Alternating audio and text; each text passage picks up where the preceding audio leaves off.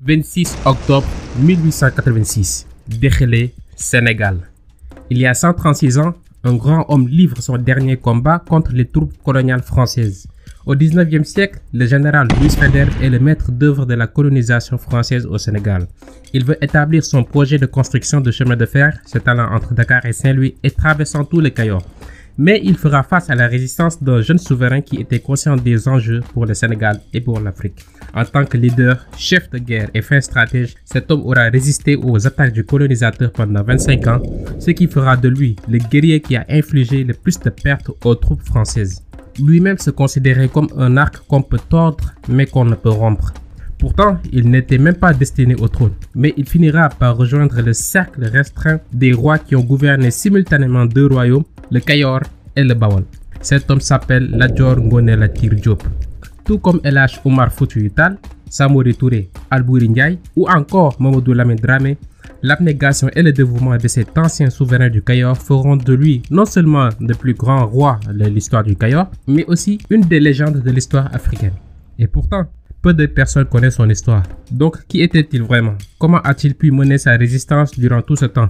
Voici l'histoire du grand guerrier africain Lat Dior Ngoné Latyr Diop.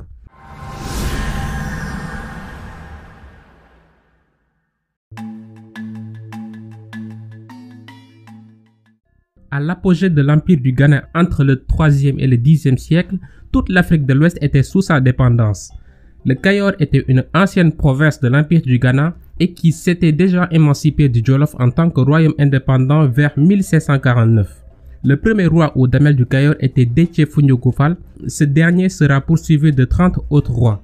Le Cayor, avec Mboul comme capitale, était une société très hiérarchisée, un état fort et stable avec une armée très redoutée. Certains damels comme Lat Soukabé Fall y avaient effectué un grand règne et pendant très longtemps.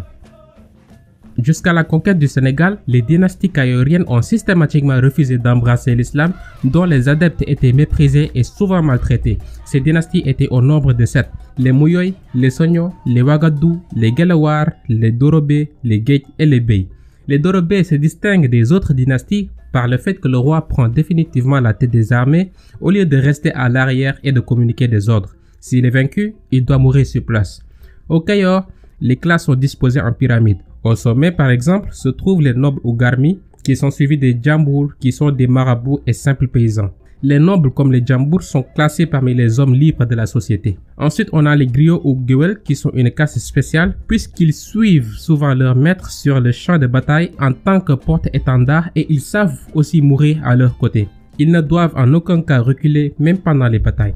Viennent ensuite les gens de caste ou niéno et les esclaves ou djam en bas de l'échelle. Ces derniers forment la plus grande partie de la population et se composent également de toutes les personnes liées au roi, soit comme soldats, soit comme courtisans. C'est parmi eux qu'étaient recrutés les guerriers ou tchedo. C'étaient des hommes aux cheveux tressés et portant des boucles d'oreilles, des amulettes, des colliers et des bracelets en argent. Mais sous leurs apparences plutôt féminines, c'étaient des guerriers d'élite. Et c'est à leur tête que Lat Dior poursuivra son ardente carrière. Au royaume du Cayor, les critères pour devenir damel sont appartenir au clan Fall par filiation paternelle et appartenir à l'une des 7 familles royales par filiation maternelle. Après El Hadj Oumar Foutiyou Tall, le principal adversaire de l'implantation française au Sénégal est Lat Dior Ngoné Latyr Diop. Fils de Sakhawer Sokhna Mbaye Diop et de la Linguère Ngoné Latyr Fall, Lat Dior Diop est né en 1842 à Keur Amadou Yalla au nord-est du Cayor. Il appartient à la noblesse de l'ethnie Wolof, les Garmi. Il descend aussi de la branche des nobles Gueye qui trouvent leur origine chez Guédo Ngueth Ndiaye, plus connu sous le nom de Ndiadia Ndiaye, qui est l'ancêtre des Diop ainsi que le fondateur de l'empire du Waalo et du Jolof au début du XIIIe siècle. Lat Dior héritera du prénom de sa mère, Ngoné. Mais il est né dans un milieu animiste. Il n'est pas musulman de naissance contrairement à la croyance populaire. En effet, l'arrière-grand-père de Lat Dior, Sakhawer Fatma Diop, est le premier à se convertir à l'islam et son fils est également musulman. Mais avant la naissance de Lat Dior, son père avait promis de revenir au fétiche, donc de quitter l'islam. Malgré tout, Lat Dior aura l'opportunité de fréquenter l'école coranique à Longor avant de s'installer à Nguigis chez son grand-père maternel, Maïssa Tenda Dior, roi du Cayor et du Bawol. L'histoire commence en 1856, lorsque le Cayor a pour damel Birima Ngoné Latyr Fall, successeur de Maïssa Tenda Dior et demi-frère de Lat Dior. Les Européens installés au Sénégal lui demandent l'autorisation de mettre en place une ligne télégraphique entre Saint-Louis et Dakar. Au début, il refuse, mais avec un Kayor en guerre civile et les musulmans de Niambour exigeant son départ, il accepte finalement, croyant que de cette façon, les Européens l'aideront à conserver son pouvoir. Mais Birima meurt avant de signer le traité. Après la mort de Birima, le Conseil des grands électeurs décide de confier le royaume à un nouveau damel, Makodou Fall, qui est le père du précédent roi. Pourtant, cette nomination n'est pas du goût des Français, car celui-ci va refuser l'offre que les Européens avaient faite au damel précédent. Louis Faidherbe décide alors de le remplacer par un damel beaucoup plus coopératif, Madjojo Degen Kodou Fall, ou tout simplement Madjojo Fall. Par conséquent, les Tiédou de Makodou et l'armée de Faidherbe s'affrontent lors de la bataille de Gati. Faidherbe perd la bataille, mais il revient à l'attaque un mois plus tard et cette fois-ci, le damel Makodou est vaincu à la bataille de Kouré. Makodou s'exile alors au Saloum et Faidherbe exécute la jonction télégraphique entre Saint-Louis et Dakar. Il en profite également pour annexer quelques provinces. Mais Lat Dior, qui voulait aussi le titre de damel, est très déçu par le choix des notables d'avoir élu Madjojo Fall, car celui-ci est très favorable aux Français. Pour ces raisons, Lat Dior décide d'engager une lutte pour devenir maître du Kayor et faire chasser les colons français une bonne fois pour toutes. Donc Lat Dior et son armée dirigée par son bras droit Demba War Sall écrasent Madjojo et les Français à la bataille de Koki en 1861. Ayant du mal à digérer la défaite, Madjojo demande l'aide du gouverneur Jori Guiberi qui tente de le remettre au pouvoir. Mais Madjojo avait déjà perdu en crédibilité auprès des habitants de Kayor. En effet, il n'est décidément plus digne d'être un vrai Dorobé car il n'a pas osé mourir sur place même après plusieurs défaites contre Lat Dior. Lat Dior en profite et l'expulse définitivement du Kayor.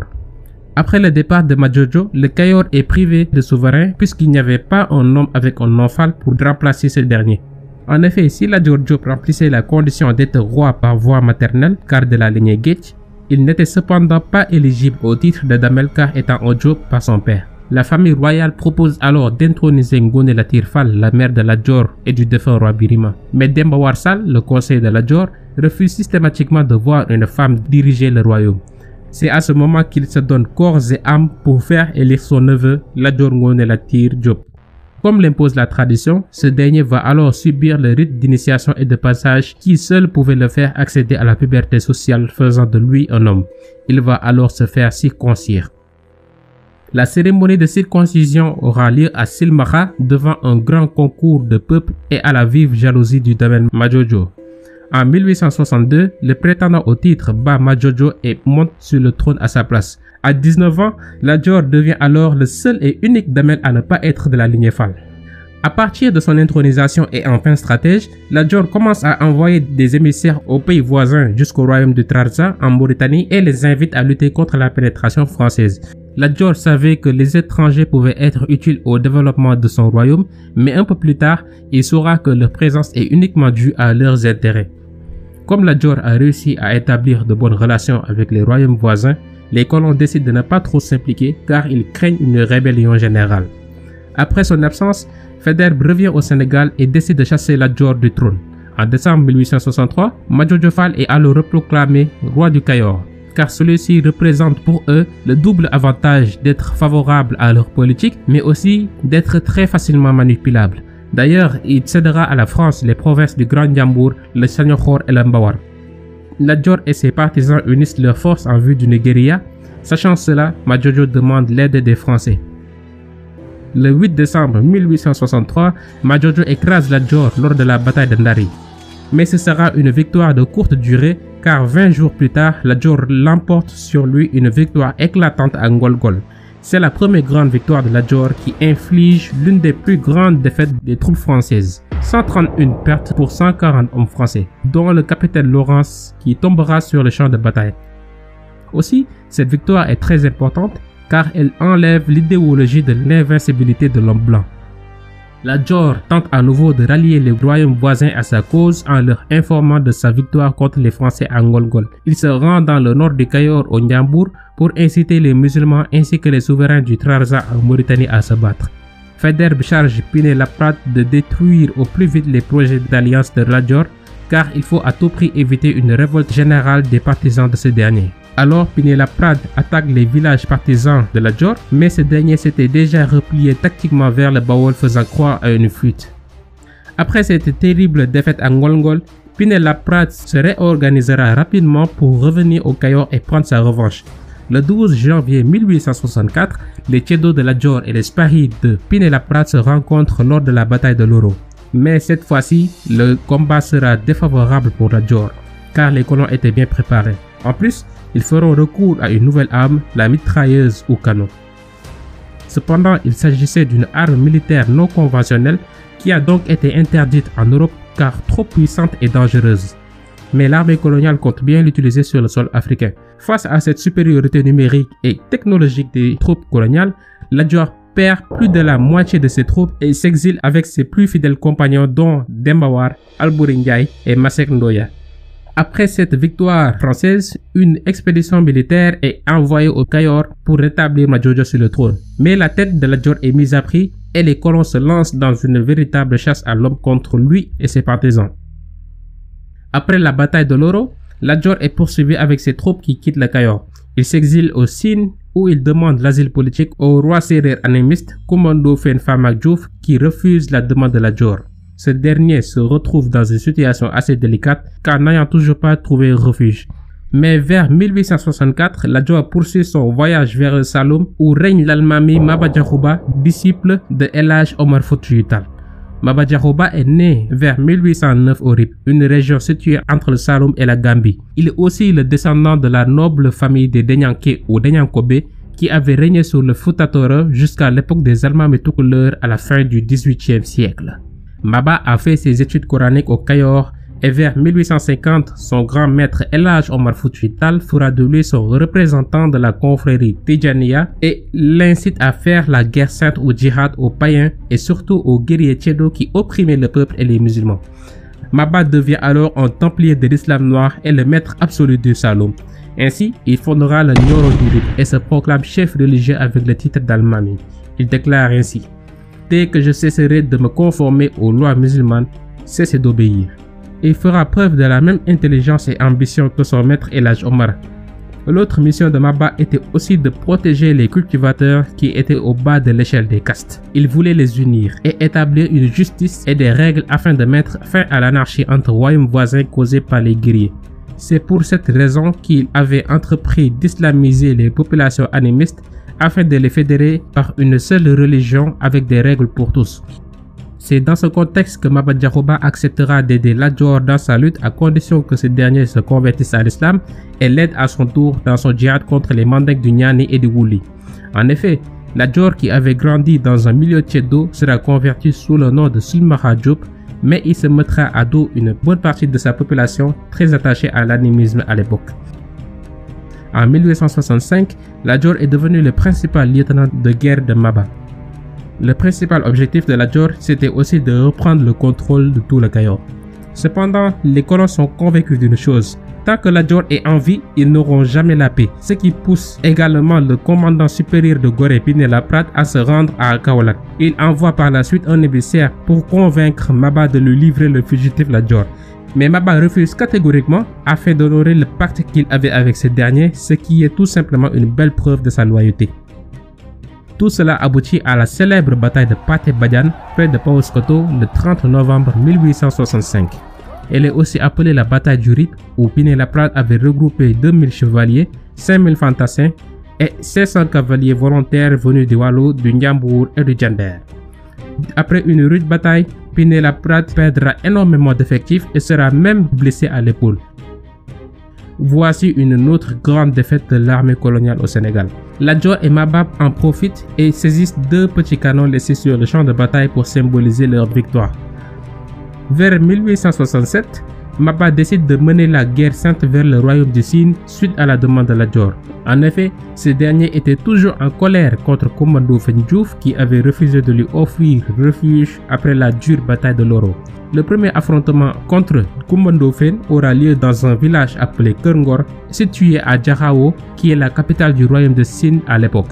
En fait, il s'agissait plus d'une attaque surprise que d'une bataille, car ce village de Keur Ngor n'était pas propice aux affrontements. Cependant, ce sera un combat très dur et suite aux recommandations de Maba, Lat Dior retourne au Rip. Le 18 juillet 1867, Maba, Lat Dior et Alboury Ndiaye marchent avec leur armée vers le marigot de Fandane où s'engage la bataille de Sombo Tchouchoun également appelée la bataille de Sombre. La bataille est acharnée face aux Sérères animistes dirigés par Coumba Ndoffène Diouf. Lat Dior et Albouri sentent que la bataille risque de tourner au désastre et conseillent à Maba Diakhou Ba d'abandonner, mais ce dernier refuse, car il veut à tout prix mener la guerre sainte contre les Sérères. Lat Dior et Albouri se retirent. Après plusieurs affrontements, l'Almami du Rip est tué lors de cette bataille. Cependant, Maba Diakhou Ba, qui avait converti Lat Dior à l'islam, aura réussi à asseoir la religion musulmane dans une bonne partie du Sénégal, dont on retrouve jusqu'à présent les éloges chez les griots. En novembre 1868, Lat Dior revient au Kayor. Il avait perdu Maba, qui était son soutien et défenseur. Le gouverneur Pinet-Laprade accepte le retour de Lat Dior à condition qu'il renonce au titre de Damel et devienne chef de canton de Guet. Lat Dior accepte et s'installe au Guet en février 1869, car il comptait bien réunifier le Kayor. Après la mort de Maba, Lat Dior revient au Kayor en s'appuyant sur les captifs royaux de la confrérie des Tidjanes, disciples du conquérant El Hadj Omar. Ils y trouvent les maladies, des sauterelles destructrices de récoltes, la guerre civile ainsi que la famine. Lat Dior blâme les colons et parvient à galvaniser la population qui commence à leur en vouloir. Mais Lat Dior, qui est un homme très ambitieux, refuse de se contenter du simple poste de chef de canton que les Français lui ont confié. Il veut maintenant reprendre tout le Kayor. Il s'allie alors avec le marabout toucouleur Cheikhou Amadou Ba, également ennemi des Français. Ensemble, ils combattent les Français à la bataille de Mékhé le 3 juillet 1869. Pinet-Laprade meurt du choléra le mois d'août suivant. Lat Dior, commençant à prendre de l'influence, attaque les provinces de Saniokhor et de Diender qui lui étaient hostiles. Avec son armée, il se rend à Louga où il rencontre les troupes françaises. Un combat sanglant s'ensuit et Lat Dior se retire en laissant sur le champ de bataille plus de 600 cadavres Tchédo contre 21 cadavres Spahis seulement. Mais les colonisateurs savaient que Lat Dior n'allait surtout pas en rester là. Ces derniers continuent de livrer des batailles sans merci contre les Français pour réunifier le Kayor. En janvier 1871, les Français affaiblis par la guerre contre l'Allemagne décident de ramener la paix dans leurs colonies quel qu'en soit le prix. Ils finissent par accepter l'autorité de Lat Dior qui sera reconnue par tous comme le Damel du Kayor. Le Kayor n'ayant jamais suffi à satisfaire Lat Dior, ce dernier en profitera pour annexer le Bawol et devient souverain des deux royaumes. Il rejoint ainsi le cercle restreint des rois qui ont pu cumuler les titres de Damel et de Teigne. Il sera aussi le premier Damel du Kayor à porter le patronyme Diop, double titre qui réussira à tenir pendant près de 10 ans. Lat Dior devient le gardien des traditions et le plus grand roi que le Kayor ait connu. Pour les Français, Lat Dior Ngoné Latyr Diop est le maître incontesté du Kayor et du Bawol. Dans l'absolu, la paix et l'ordre sont ramenés durant son règne, les relations avec les Français apaisées et le Kayor continuent d'exister. Mais en 1874, Cheikhou Amadou Ba, pourtant ancien allié de Lat Dior, attaque le Jolof et prend le titre de Boba, titre que portait le roi de Jolof. Il attaque ensuite le Kayor, mais Lat Dior entretient désormais de bonnes relations avec la France, en particulier avec le colonel Brière de Lille. En janvier 1875, Lat Dior et les Français combattent ensemble et écrasent Cheikhou Amadou lors de la bataille de Boumdou. Vers 1879, des tensions se manifestent entre Lat Dior et son ami Demba War Sall. En effet, Lat Dior n'apprécie pas les remarques constantes de Demba War concernant la façon dont il agissait. Lat Dior destitue alors ce dernier de ses fonctions après 25 ans d'amitié. Demba War se plaint amèrement. Je suis son plus ancien partisan. Il était seul et j'ai tout fait pour lui faire avoir son royaume. J'ai risqué ma vie pour lui, mais il ne m'en a récompensé que par l'ingratitude. Lat Dior réplique en le traitant d'orgueilleux. Bref, quoi qu'il en soit, l'absence de Demba War aux côtés de Lat Dior se fera profondément sentir pour la suite du règne de ce dernier et notamment avec la construction du chemin de fer. D'ailleurs, c'est là où l'histoire de Lat Dior sera beaucoup plus intéressante.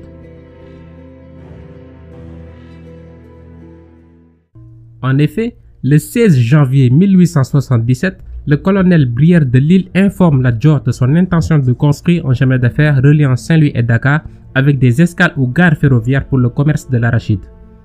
Or, dès 1873, Lat Dior voulait déjà supprimer la culture de l'arachide en déclarant « Lorsqu'il n'y aura plus d'arachide, les Blancs s'en iront et qu'alors je serai complètement maître du pays. » Ces vues sont loin d'être dépourvues de bon sens.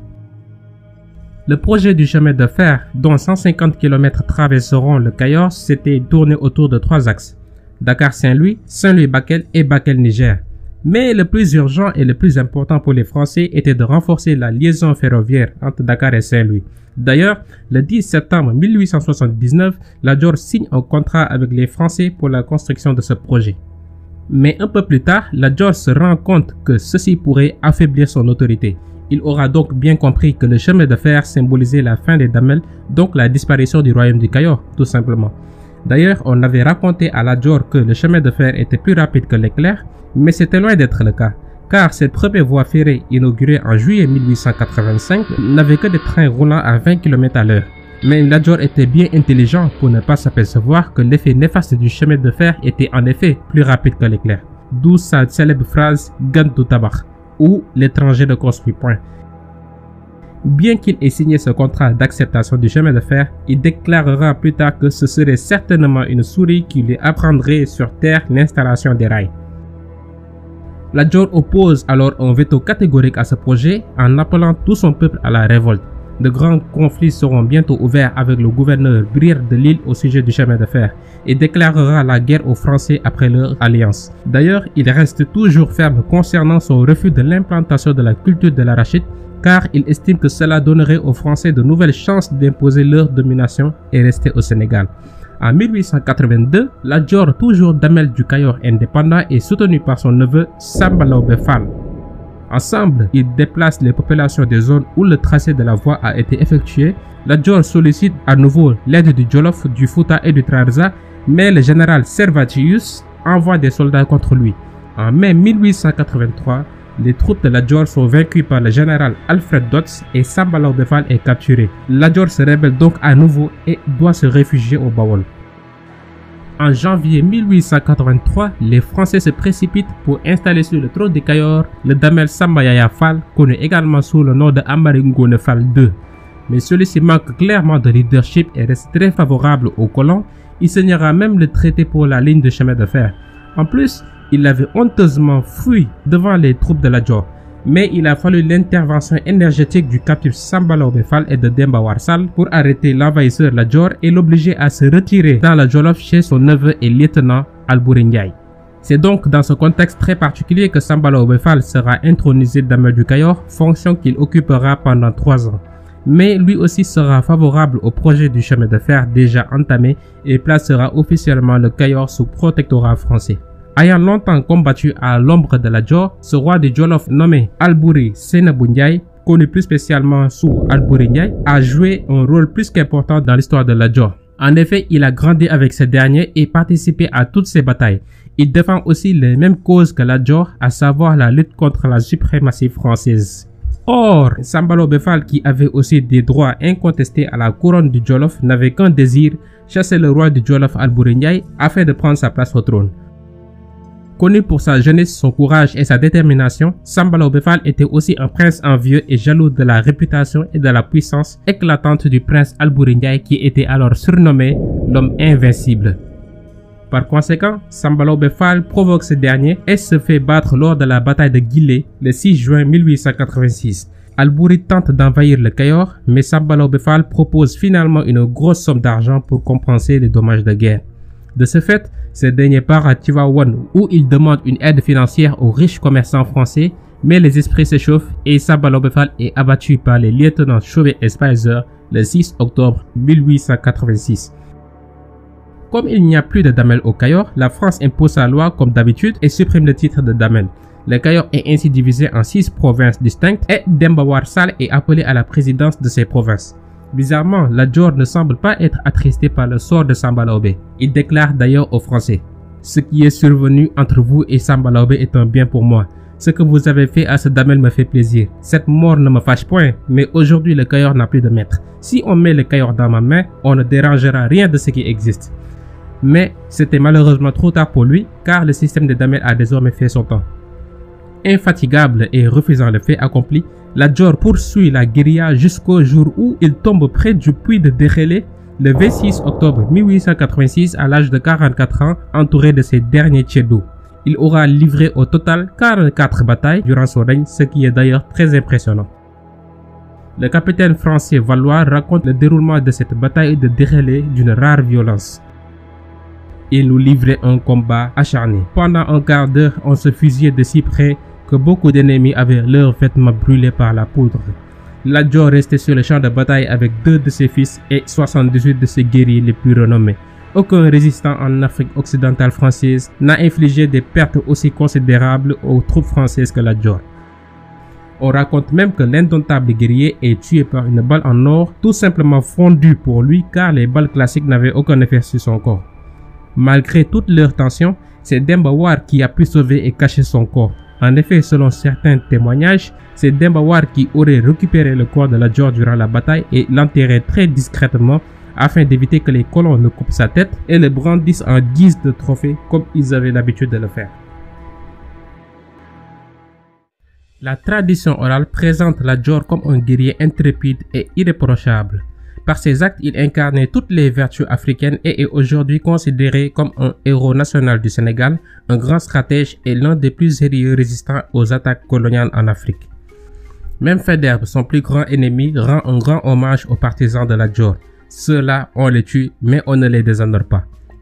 Hommage qui est désormais la devise de l'armée sénégalaise. De plus, Lat Dior avait aussi comme devise « Je veux vivre digne et heureux », ce qui explique certainement son dévouement pour le Kayor et pour le Sénégal. Après la mort de Lat Dior, le plus grand opposant politique et militaire à la colonisation française sera Cheikh Ahmadou Bamba, fondateur de la confrérie musulmane du mouridisme. Il reprendra le flambeau de la résistance wolof qui devient pacifique et culturelle. On comprend donc qu'avec Lat Dior comme avec Cheikh Ahmadou Bamba, le peuple wolof n'a jamais cessé de se battre pour son identité et pour son indépendance. Comme tous les grands conquérants, Lat Dior avait aussi ses chevaux préférés.